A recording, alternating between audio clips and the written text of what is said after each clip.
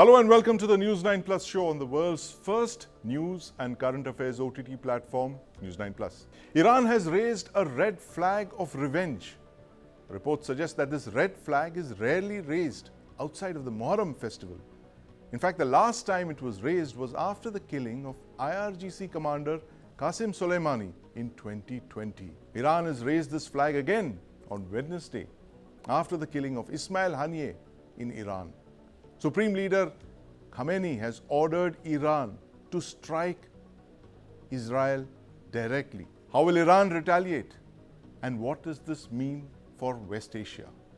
The first option, will Iran carry out a large-scale combined missile and drone attack like it did in April? Will Iran use its proxies, the Hezbollah and the Houthis? Will they attack Israeli ports and infrastructure and trade routes? Will they carry out cyber attacks?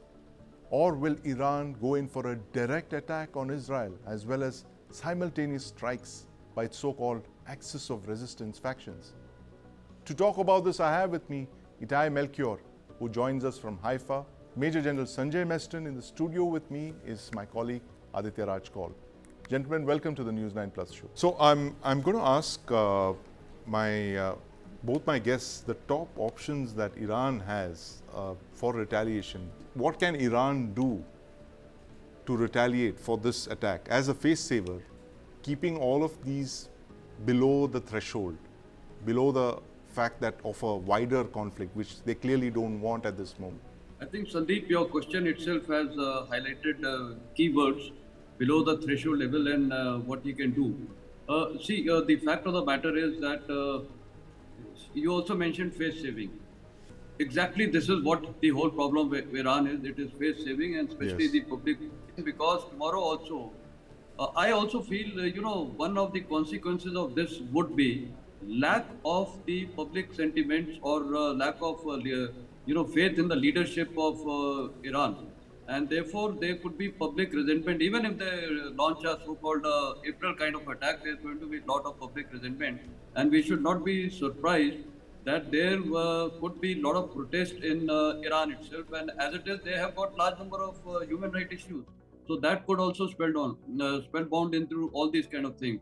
So that's going to be some internal problems may happen. But anyway, to bow down to the public pressure, they are going to do a symbolic attack, exactly something, a repeat of April. But if they do a miscalculation of hitting targets, and if Israeli drones are not very effective, and if there is substantial casualties, then I think the war dimension will change. Otherwise, the threshold level, they will try to keep it below threshold level. They will launch huge number of missiles and drones, and perhaps some of them may be even so bad that they could be technically flawed missiles. In the army, we call them a dud missile. They may not even explode. They may land somewhere, or even some of them may land in the Mediterranean or in the Dead Sea area. So anything is a possibility. But I think you have a pertinent point. They would like to keep it below the threshold level, because if they also realize the consequences are going to be grave for Israel, and thereafter it is no holds, no bar for Israel.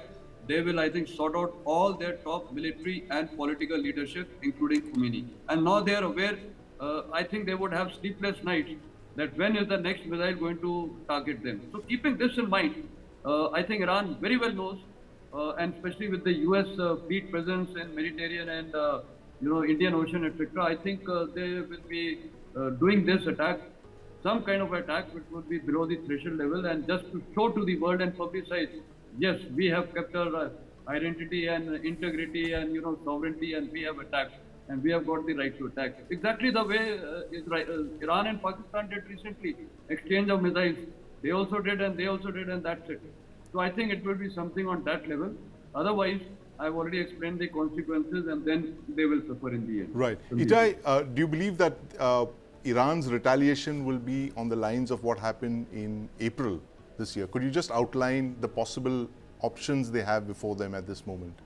Yeah, as the general said, we are likely to see the same kind of attack. The question will be the scope, because that attack actually had quite a big scope and yet was totally unsuccessful, besides injuring a Bedouin girl down south. And so it's a bit tricky to do the same thing again when you know what the outcome will be. There have been talks about a kind of an attack from Syrian territory, that Houthi militias are getting ready in Syria to attack, because it seems like Hezbollah is not really willing to do a ground invasion from the north. So that's also a slight possibility. So therefore, I really believe that we're going to see something similar, a combined attack from Iraq, Syria, Iran, Yemen, maybe also Lebanon. But the problem was that last time this actually brought together the Abraham Accord allies, and we saw many regional countries and European countries participate in thwarting that attack, and that is something that actually doesn't serve Iran's interests. So therefore, I still think that they are plotting and trying to think of a quality target on foreign soil, meanwhile still thinking of the same kind of attack that we saw in April. Sandeep, since you asked me earlier about the bigger picture, I think let's take a even higher bird's view, and maybe a satellite view, and remember that we are 3 months away from elections in the US, and the outcome of these elections is going to have a crucial effect on the region and on Iran.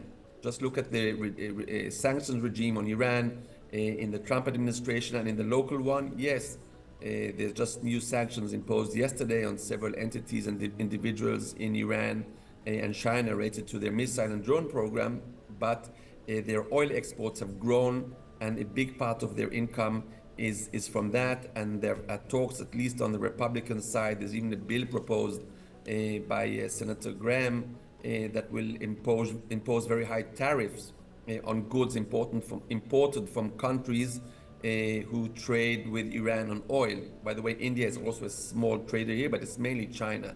Yes. So these things have a big effect, and I think that the Iranians do not want to blow things out right now, because they don't want an international coalition against them.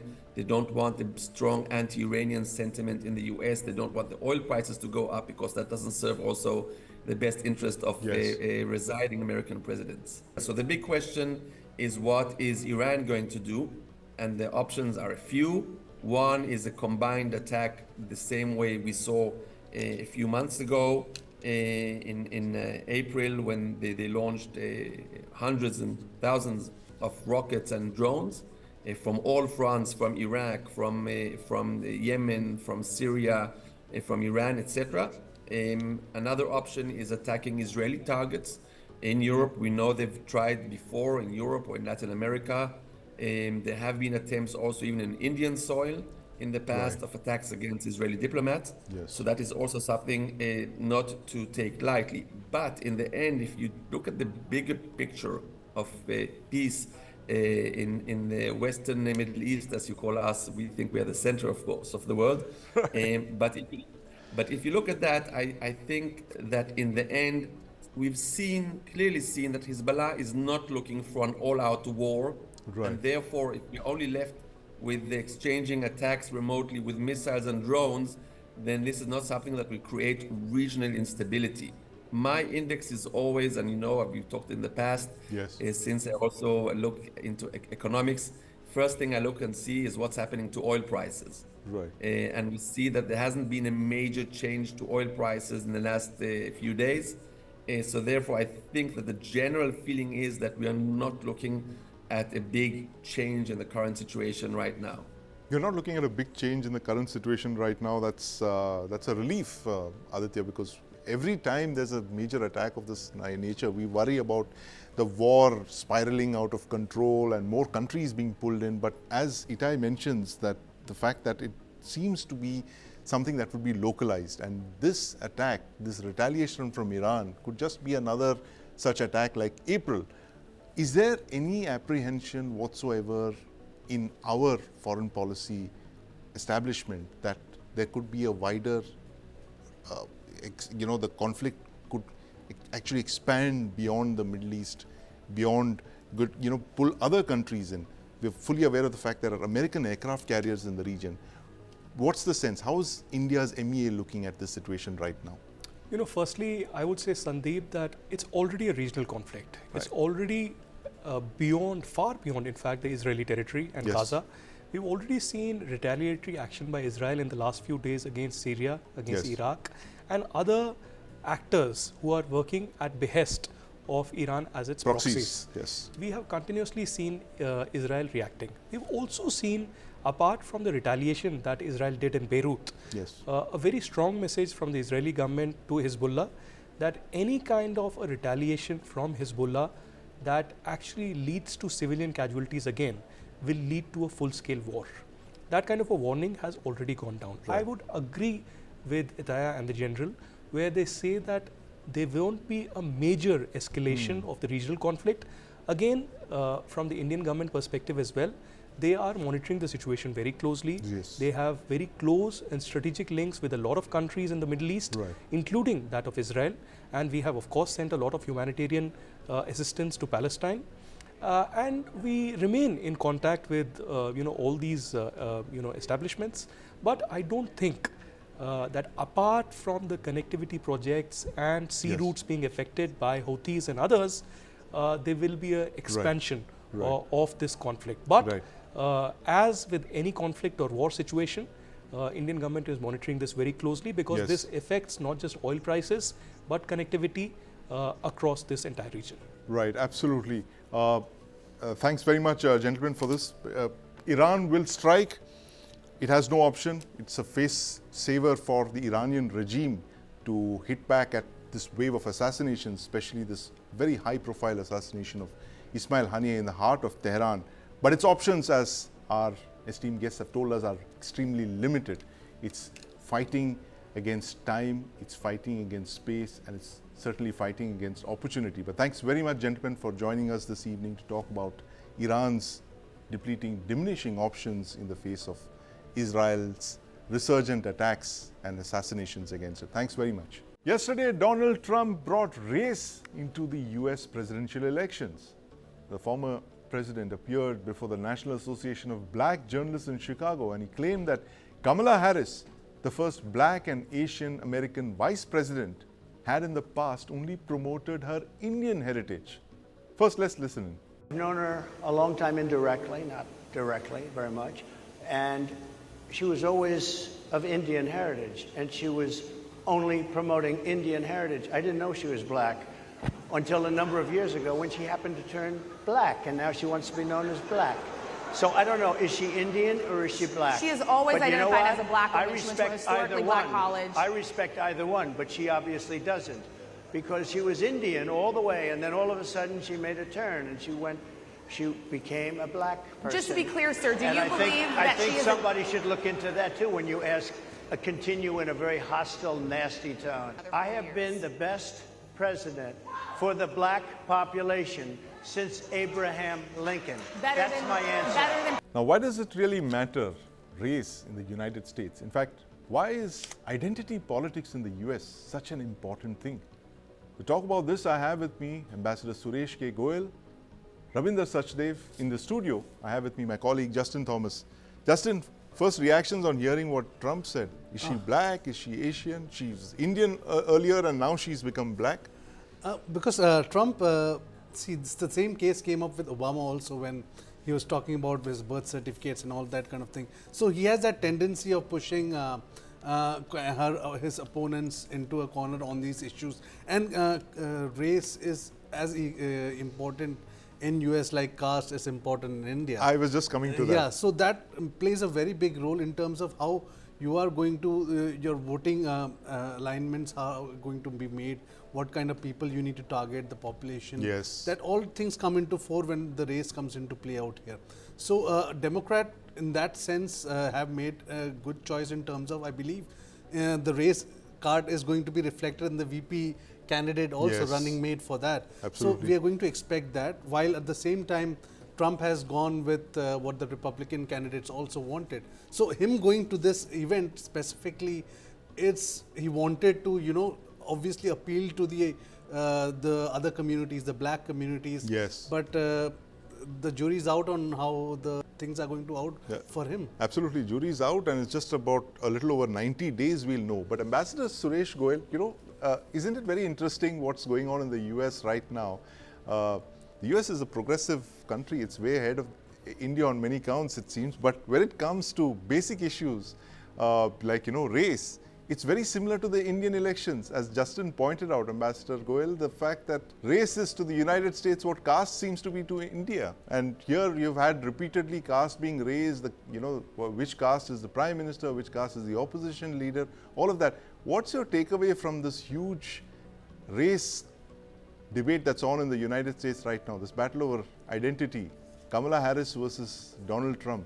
See, the point really here is, in the American populace, the racial identity has always been kind of a subterranean, subconscious kind of a thing, where you think of the black, but you don't call them black because basically then it is taken as a kind of an abusive or derogatory term. So you use a different term. But those identities play a role in the subconscious mind, in their own decision making.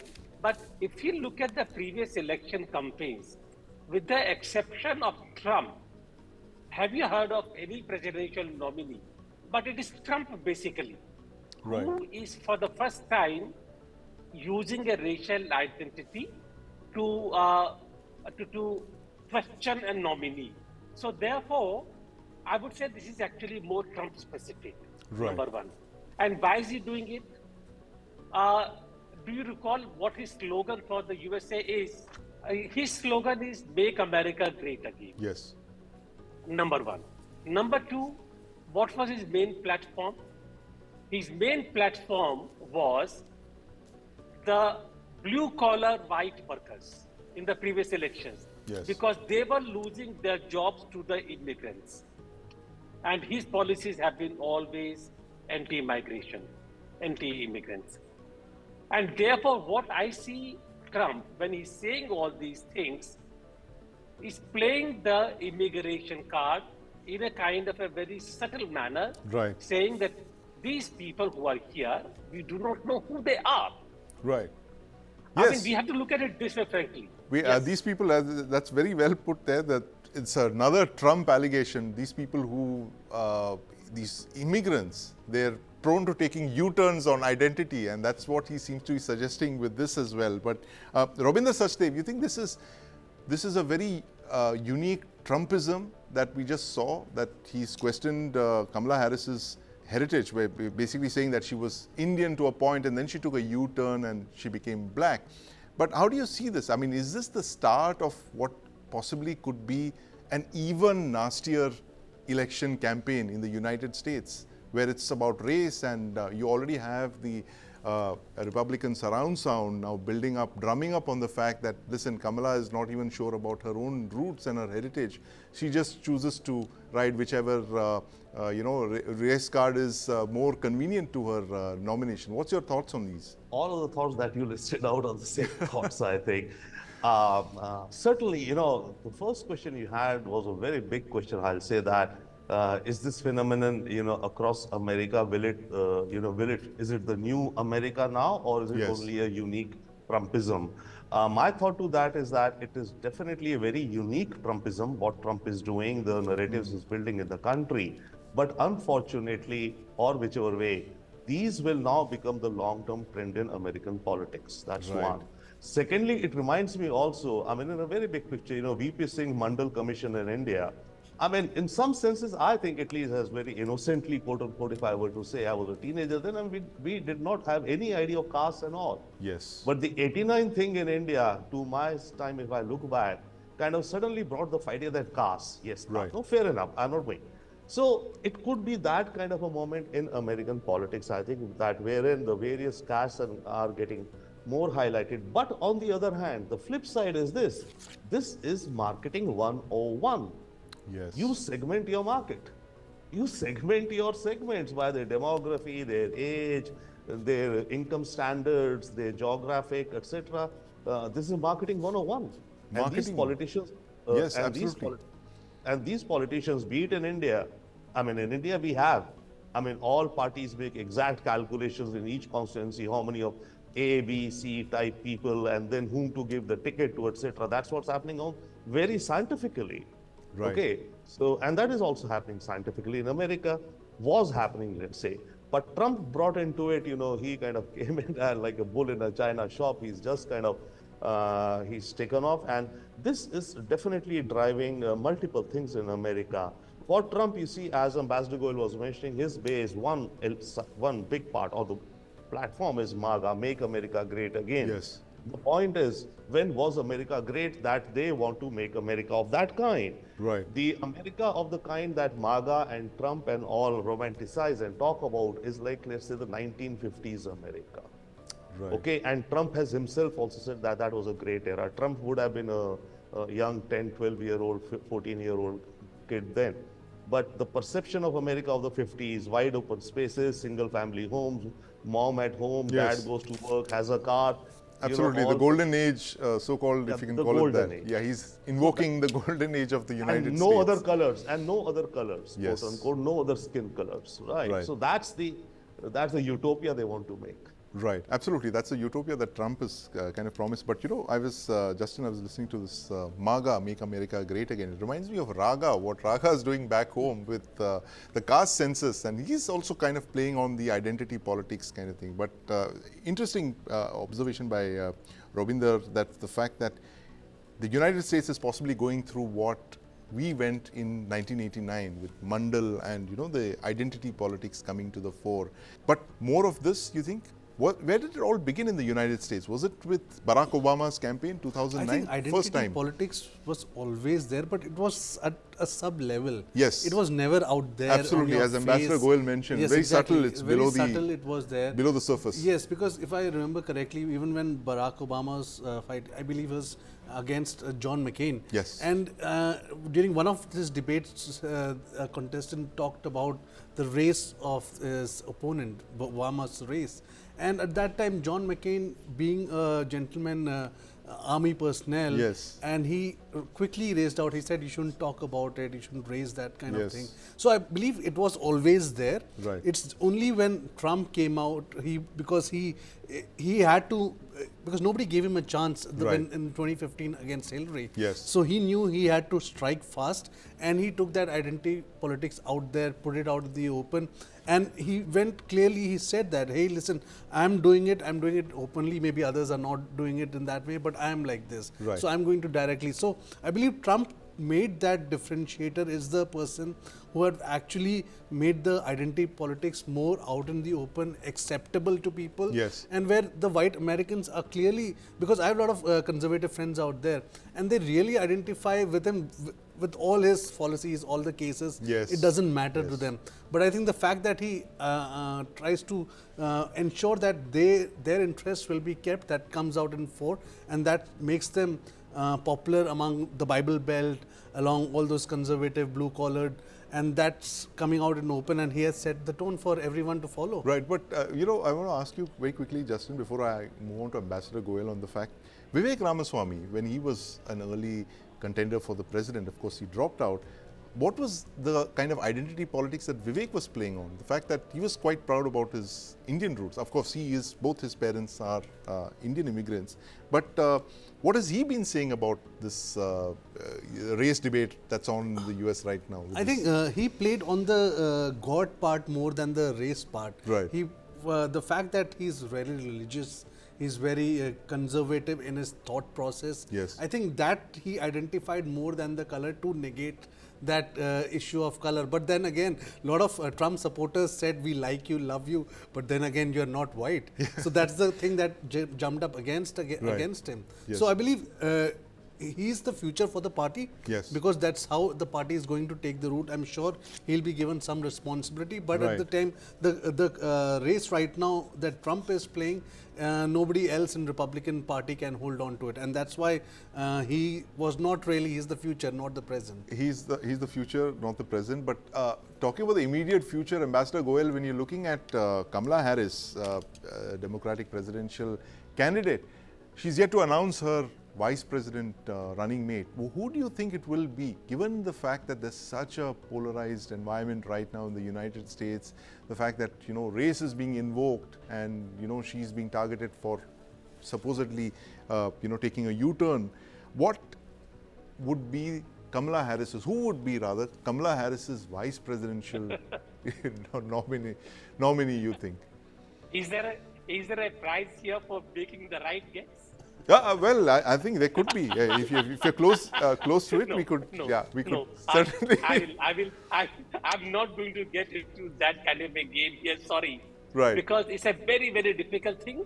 Right. I can only say there are so many choices which are available to Kamala at the moment. Yes. But if I can only make one oblique suggestion, that she probably will choose a white face for the vice president's nominee. Who it is going to be, anybody's guess. She's traveling through several battleground states. Yes. It could be a pick from one of those, really. But if you begin to list who they are, you might come very close. But it is going to be a white face. But Sandeep, while I'm on the subject here, let me make one very simple point here. And I'm tempted by the comparison between Mandal Commission and Raga and what MAGA is all about. Yes. See, when you compare the USA of today with 1950, it was all basically huge land opportunities, everything. Yes. There was no contest, there was no competition for opportunities there. It was a huge economic cake available to all the Americans. Yes. Today, when the jobs at stake, when there is unemployment, economic opportunities are shrinking, then these issues of, just like in the Western Europe, right conservatives are now again coming back. It's a question of economic opportunities for the people. Absolutely. And when the question of economic opportunities come, then all kinds of identities come into play here. Mandal Commission came into the play here. Yes. When the question of the other non-reserved categories began to be a really question. That why should they get more opportunity? Right, right. Similarly here, I think questioning the opportunities for the other communities, which Trump will say rightfully belongs to the other community, is not going to go away for a long, long time to come. Absolutely. Very important point there, Ambassador Goel, that the fact that, as you correctly mentioned, that it's all a battle for economic opportunities. The fact that you have a pie that seems to be shrinking. It's the same case in India as well. If you look at many progressive so-called forward communities that are agitating for reservations. We've seen the Maratha agitation of late. We've seen Jats agitating for reservations. It's all about economic opportunity. But, coming back to the United States, Rabindra Sachdev, who would be Kamala Harris's running mate? Again, based on this, Ambassador Goel clearly said it's going to be a white male possibly face. You think that's QED? It would be a white male vice presidential nominee for Kamala Harris? Yeah, in fact, I was thinking a few days ago about this. So to my mind, who would it not be? Right. It would not be a woman. Right. Okay, it would not be a woman. It would not also be somebody like whose name is in contention, but let's as a case study, Pete Buttigieg. He's a gay. Right. Okay. So it would not be a woman. It would not be somebody, let's say, from the LGBTQ community or wider community, right? Right. So these are two things out. I would think else, she would be narrowing down, and it will come down to probably, yes, a white male. Yes. Now, who that is, we do not know. So that's, but this, sure. So that's my right. So we know, absolutely. So it's a list of who it will not be. So we very clearly know who those names are going to be. But Justin, any prizes for guessing? I think a contest? There's a recent poll that came in where vis-a-vis Vance, there was saying that Senator Kelly is the one who is on just ahead of the others in terms of getting the choice of a running mate. So I think he fits completely all the boxes: experienced person, white candidate, and also has a very strong constituents in the Senate also. So I believe that's how that's going to be played. But I guess in the next couple of days we'll come to know. Next couple of days. But interestingly, there's a hashtag that is running around about white dudes for Kamala hashtag. White dudes for Kamala, and that appropriate considering how race has come out front and center in the US elections. But thank you very much, Ambassador Goel, Rabindra Sachdev, and my colleague Justin Thomas for highlighting that issue in the United States right now. It's the stuff of memes, the race to the White House. The Indian Air Force was to get 16 state-of-the-art Tejas Mark 1A fighter jets this year, but now they'll get only half of that number.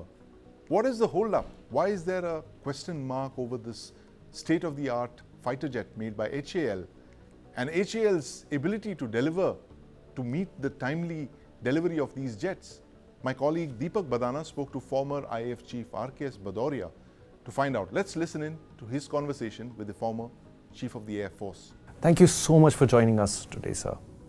It's truly a pleasure to meet a veteran of Indian Armed Forces and somebody who's been so close to the development of the Indian Air Force.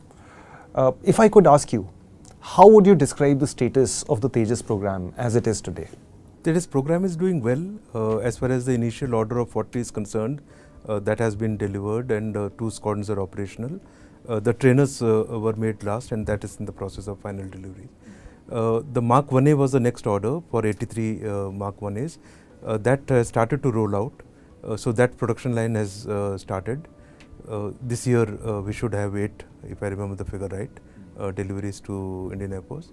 And in terms of the changes that are being incorporated for Mark 1A, my last interaction in HAL and ADA, they were of the opinion that it's going well. So overall, I think Mark 1A would bring in some additional capabilities into the Indian Air Force. I would say the program is doing well, especially now that another 97 have been ordered in the process of finalization and order. That's a great step. So overall, 240 odd aircraft of this capability. That's a great order for the industry to really get set well in this production. And I'm sure now HAL will put all its energy in stepping up the rate of production. That is a critical area. This year, I believe the initial expectation was for around 12 Tejas aircraft. Only 8 have come. And this is after, I think, the IAF put its foot down. How do you describe the delays that have happened? What has been the compulsion that has led to this delay? No, delays, the rate of production has been an issue on LCA. The rate at which we were expecting it to rise, and Air Force has been insisting on increasing from 8 to 12, and for especially for Mark 1A, we have asked for 16. We have been in touch with HAL that this needs to really go up. I think the changes that HAL has done now to involve private sector more and more and to give away many of the tasks to private sector, that will show effect. So the rate of production has not come up to the level we wanted, but in due course it will come up.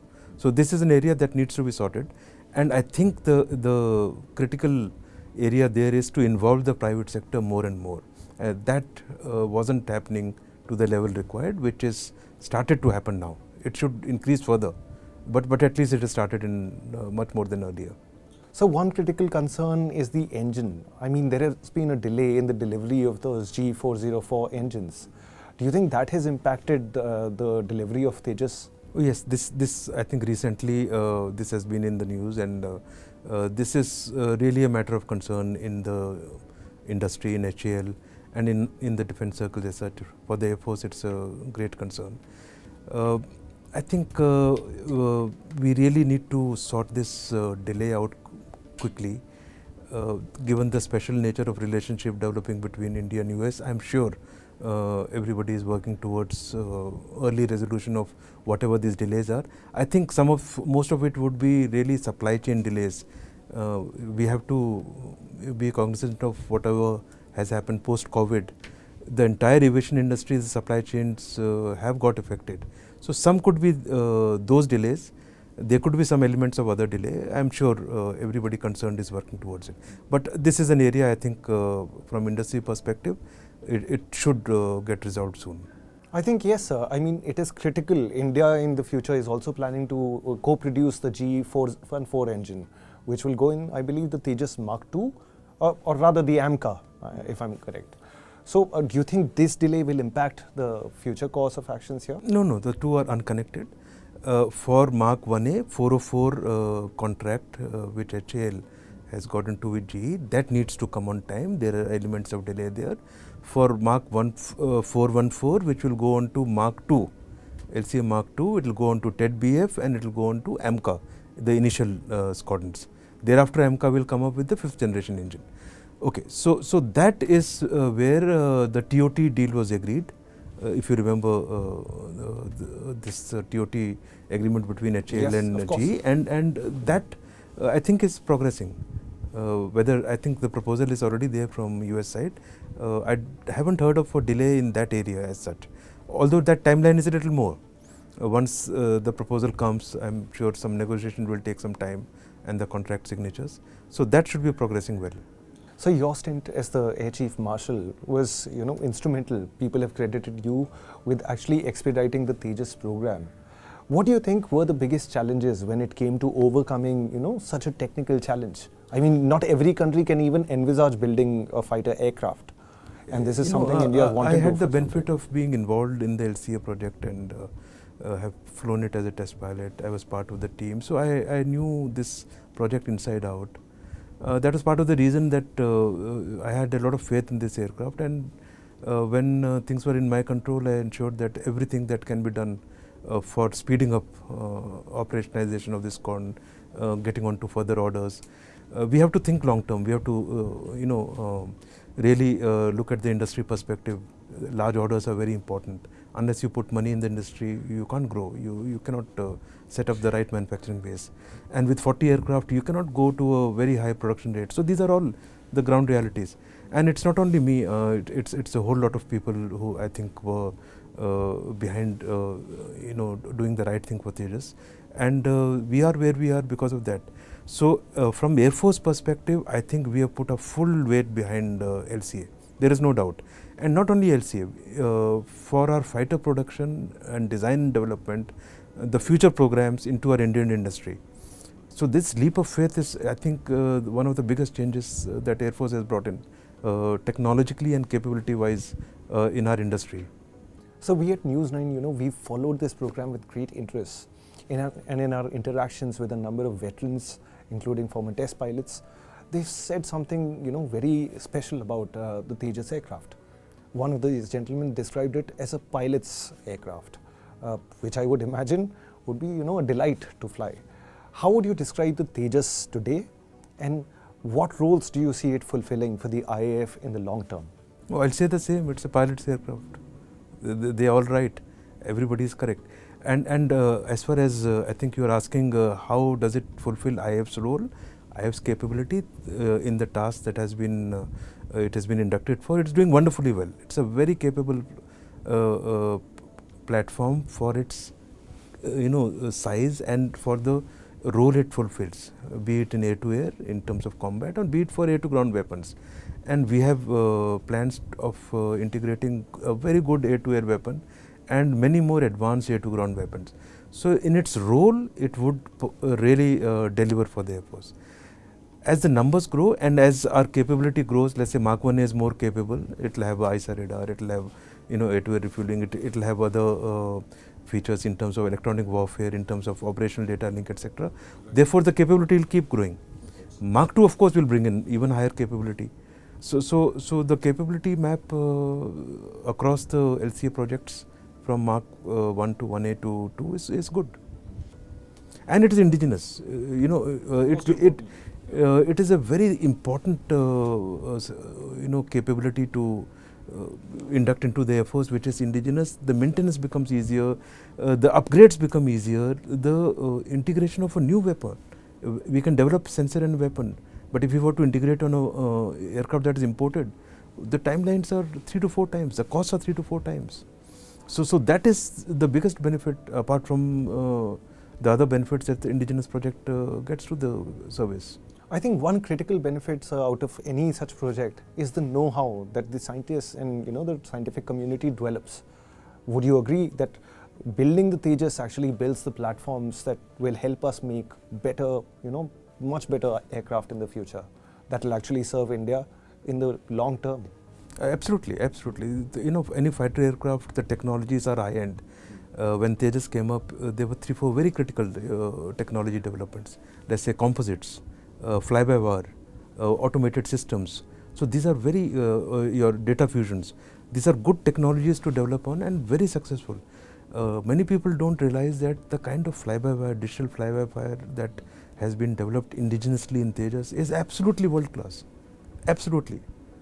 You know, we have done 20 years plus of operations, not a single accident loss because of fly-by-wire issues. It's a huge achievement.